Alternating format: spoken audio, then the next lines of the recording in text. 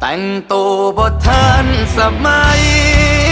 เจ้าบอกเจ้าเข้าบ่ถึ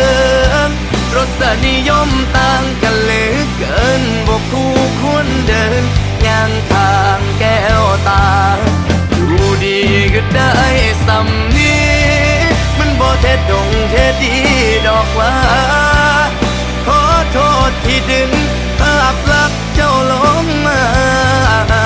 ฉันย่างไปเดียวคนสิสาว่าเจ้าตาบ่เทิง